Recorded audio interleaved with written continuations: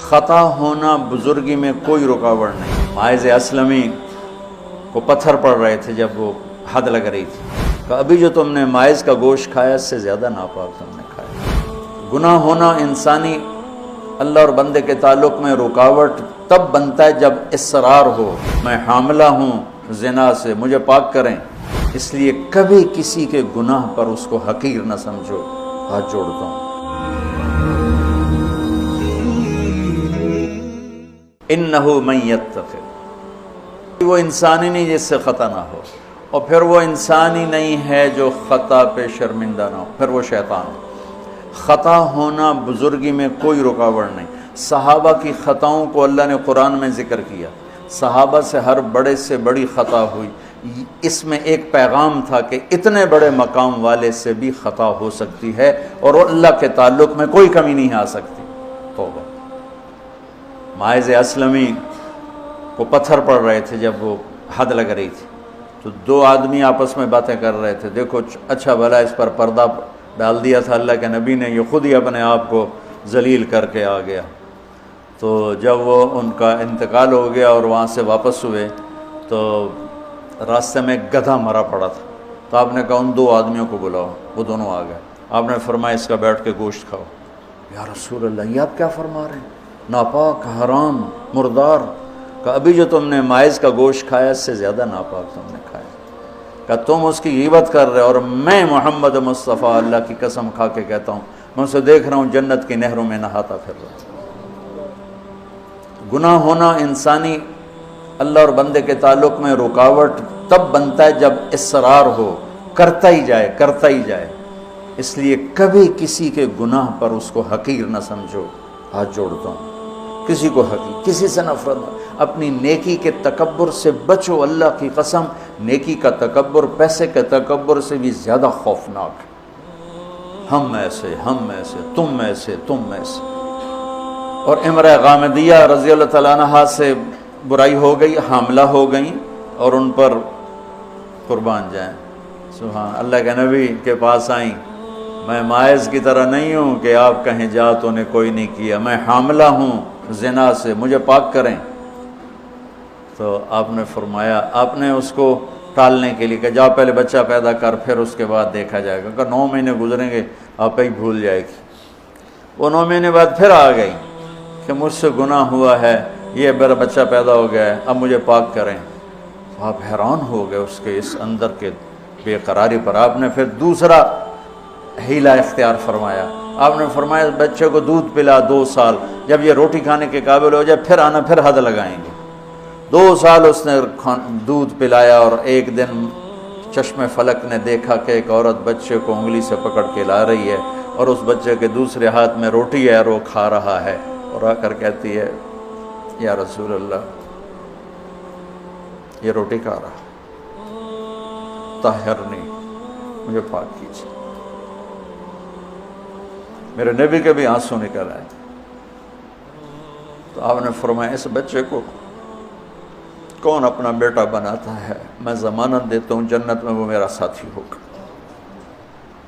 تو ایک انصاری صحابی نے اٹھ کر کہا یا رسول اللہ میں اس کو اپنا بیٹا بناتا ہوں۔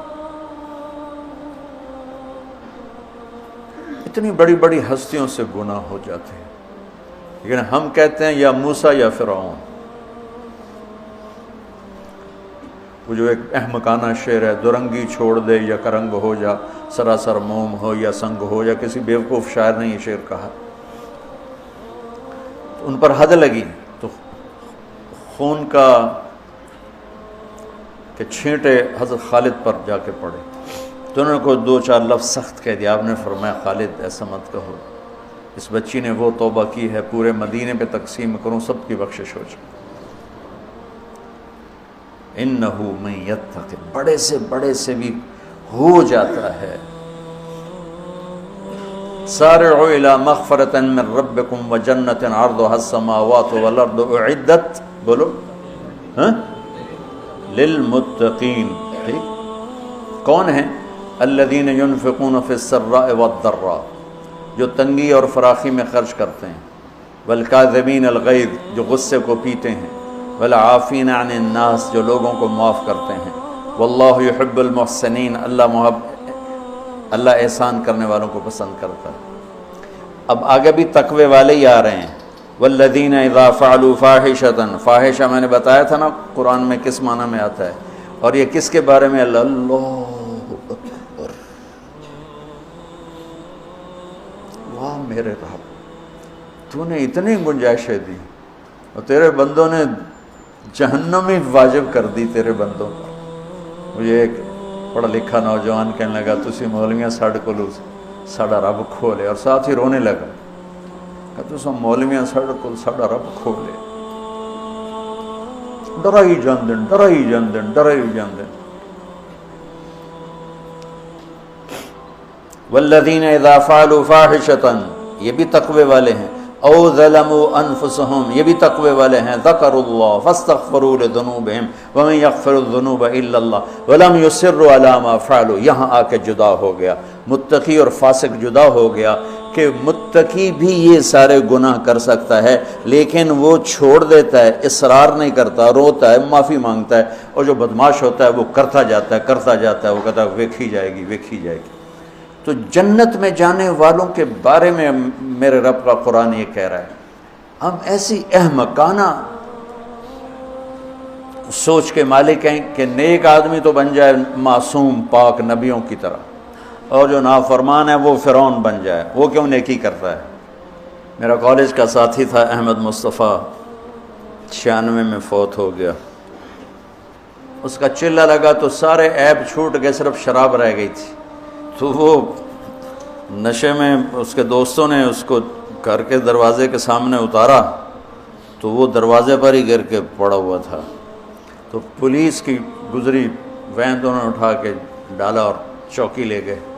صبح اس کی آنکھ کھلی تو روشنی ہو رہی تھی، تو اس نے سپاہی بھی جانتے تھے، اچھا بڑے آدمی کا بیٹا تھا، خود بھی کافی مشہور تھا، تو اس نے کہا یار جلدی جلدی مصلی لوٹا لاؤ، میں نے نماز پڑھنی۔